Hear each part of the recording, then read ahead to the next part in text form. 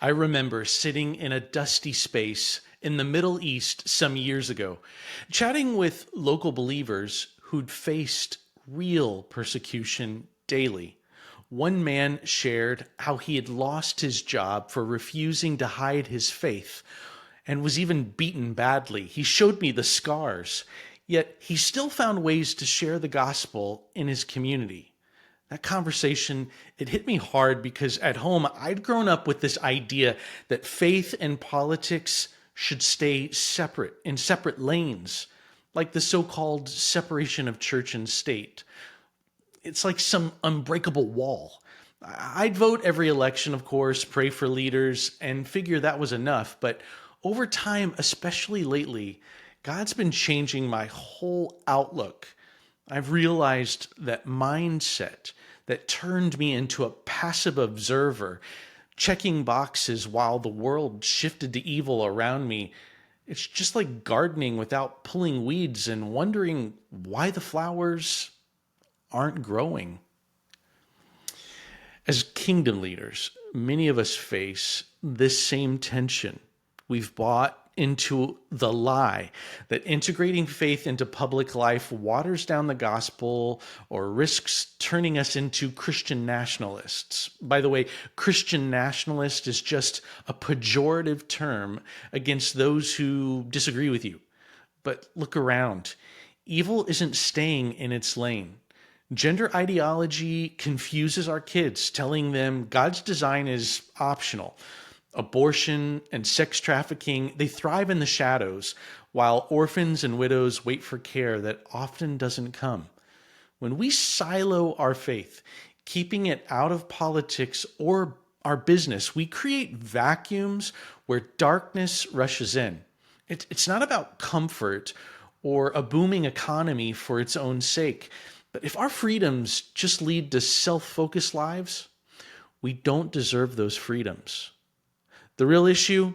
Passivity lets evil subvert the good news, just like in Acts 13, where an agitator, Bar Jesus, he tried to block Paul and Barnabas from sharing with a Roman official.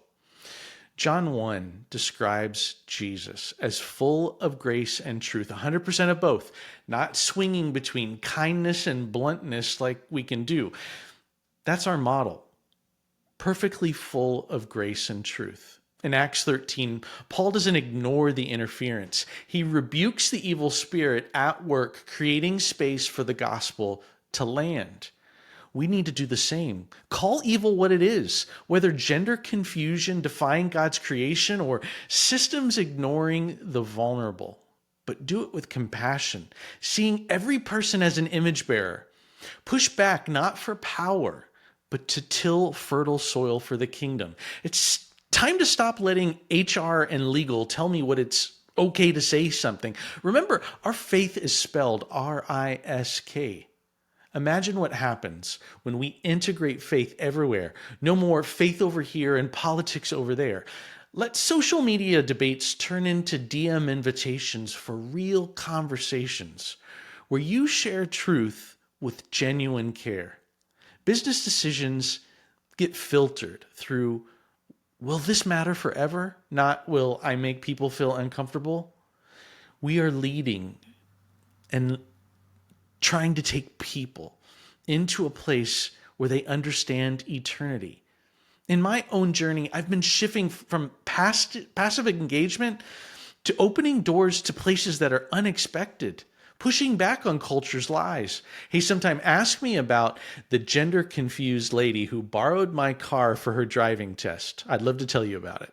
Listen, supporting ministries that care for the oppressed unborn children, we've got to do that and do it out loud. This is radical Christianity, living on mission, infecting every arena with kingdom perspective. Through the Master's Program, you're equipped for this. Let grace and truth flow through your voice. Push back on darkness while drawing people to Jesus. Let's live without borders on where our faith speaks. It's time for a movement. And this week, I want you to pick one area and ask, how can I integrate grace and truth here for eternal impact? Share your breakthrough with me via email at jeff@priorityliving.org. And let's encourage each other as kingdom leaders starting a movement.